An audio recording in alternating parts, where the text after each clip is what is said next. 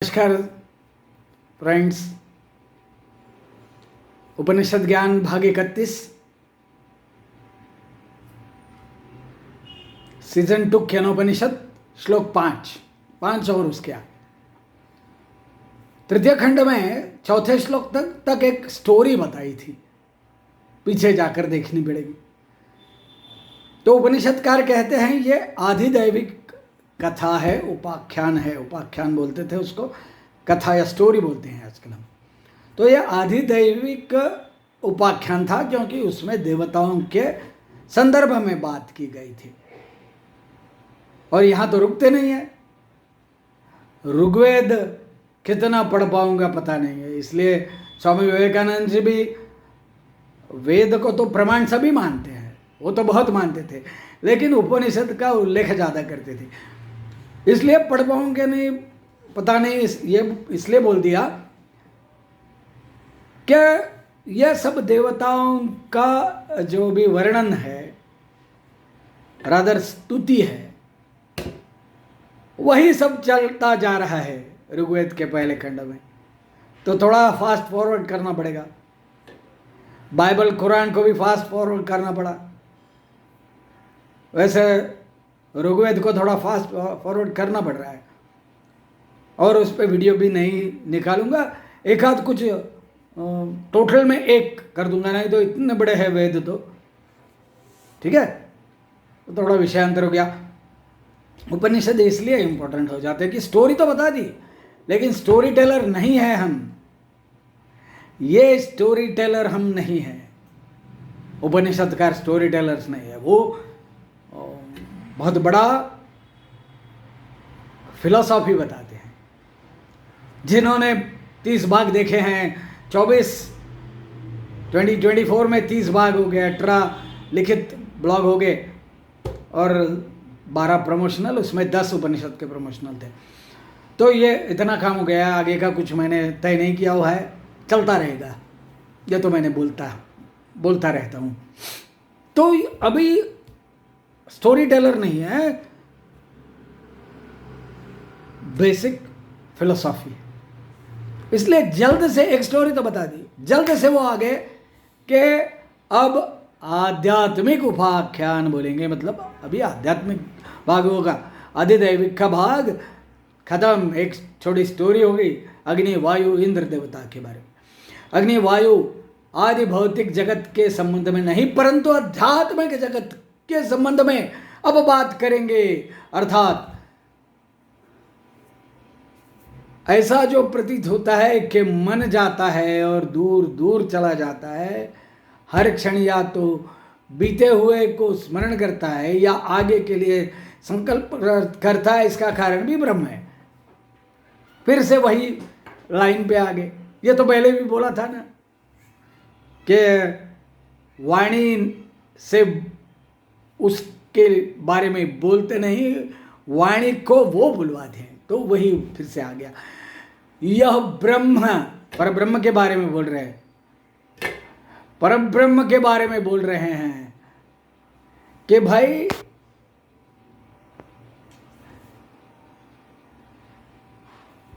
वह ब्रह्म वन है।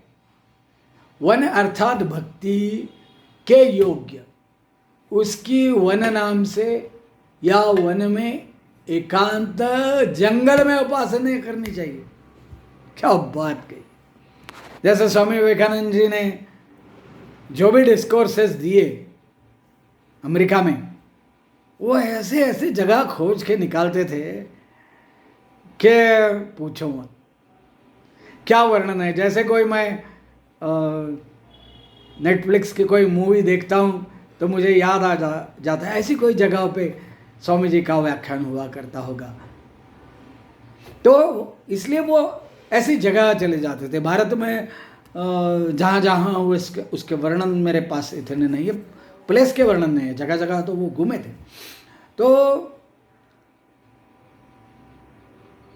वह जो इस रूप में ब्रह्म को जानता है, उसे चाहता है, उसकी भक्ति करता है, सब उसे चाहने लगते हैं, उसके भक्त हो जाते हैं। जब हमने ऐसे एकांत जगह पे जाके आराम से परब्रह्म की चर्चा की, उसके बारे में सोचा, पढ़ा, तो उसका आनंद अलग होता है। हमारे यहाँ एक रियल बाबा हुआ करते थे, वो बोलते थे आकाश की तरफ देखो। हम जब एकांत स्थल में जाते हैं तो आकाश दिखता है और परब्रह्म वहाँ हमें आसानी से दिखता है। मैं जब डकोटा जॉनसन को देखता हूँ, इतना परब्रह्म आसानी से नहीं दिखता है, वो भी परब्रह्म ही है। तो इस प्रकार यदि निसर्ग के साथ रहोगे, पहले भी ये बात हो गई है, इधर आया इसलिए फिर से हो गई बात, क्या इस प्रकार ब्रह्मज्ञान यदि आप उधर प्राप्त करते हैं एकांत जगह में, तो ज़्यादा उसकी गोड़ी लगती है। फिर भौतिक जीवन में भी उसकी याद आना शुरू हो जाता है, और वही चाहिए ना। वो अपना प्रमोशनल था, छोटा छोटा था, लेकिन उसमें बता दिया है मैंने कैसे बैलेंस के लिए ये उपयोगी है। बहुत भौतिक हो गया तो आध्यात्मिक चाहिए ना। तो भौतिक जीवन में भी आता है, कभी कभी फिल्म देखते देखते बीच में भी हमें उसकी याद आनी चाहिए। तो इस प्रकार ब्रह्मज्ञान प्राप्त करता है, उसकी प्रतिष्ठा बुनियाद 3 बातों पर होती है, तप, दम और कर्म। मनुष्य में जो शक्ति है उसमें कुछ संभाल कर रख ली जाती है, अपने नियंत्रण में ले ली जाती है, काम में नहीं लाई जाती, कुछ काम में लाई जाती है। जो नियंत्रण में ली जाती है अर्थात काम में नहीं लाई जाती, वह या तो शारीरिक है या मानसिक। तो ऐसी शक्ति है परब्रह्म की जो अपार है, और फिर एक बार आपको लग गई तो दारू की छूट जाएगी। दारू क्या चीज़ है, मैंने लिया नहीं है, पता नहीं है, लेकिन उसके तकलीफ मालूम है ना, तो इससे तकलीफ नहीं है। तो यह लत लगना अच्छी बात है। हमारे मराठी के संतों ने बहुत बहुत अलग अलग प्रकार से समझाया है कि ये एक भगवान की भक्ति एक ऐसी लत है कि छूटती नहीं, और ऐसी लत छूटनी भी नहीं चाहिए, क्योंकि ये तकलीफ नहीं देती है, सुख ही देती है। बाकी के भौतिक जीवन में सुख के साथ दुख भी आता है, वो हो गया है। तो इस प्रकार से शारीरिक नियंत्रण करना है, आध्यात्मिक नहीं करना है। जो भी शारीरिक बातें हैं उनको नियंत्रित करने को बोला है, उसको तब बोलते हैं। मनुष्य की शक्ति मतलब हमारे जो पावर्स है हमें कॉन्जर्व करना चाहिए ना। सुख अनियंत्रित होना चाहिए और शक्ति अपना जो पावर है उसको कॉन्जर्व करना चाहिए।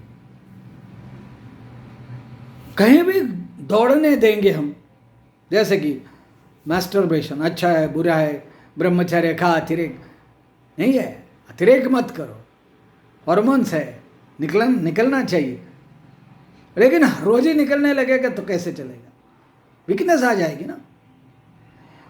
तो वो एक सभी जगह शुक्र की स्थापना बोली है, इधर अच्छे सेक्स के लिए भी बोली है, और ज़्यादा उसमें लीन नहीं होना है इसलिए भी बोली है। तो उस शक्ति को नियंत्रित करते हैं आप, शुक्र की शक्ति को भी, और ऊर्ध्वगामी करते हैं तो अतुलनीय ताकत आ जाती है। मेरा अनुभव अभी तक नहीं है, लेकिन जो बताया है बताना चाहिए ना।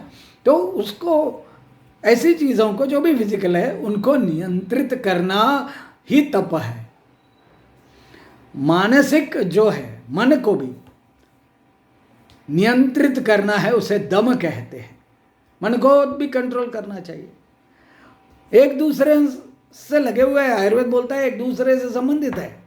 व्याधि भी शरीर और मन एक दूसरे पे इफेक्ट डालते रहते हैं।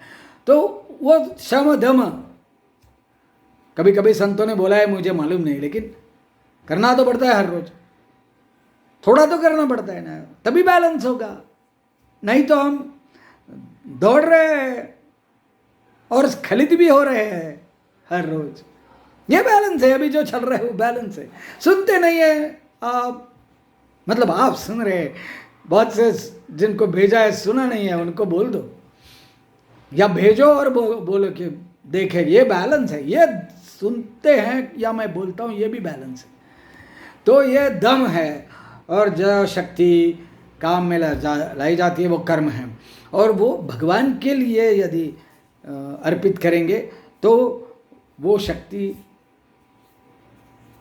आपको अपार शक्ति देगी, ऐसे कर्म करोगे तो। So most powerful man is the one who controls himself and uses his power in controlled manner so that he will reach the divine.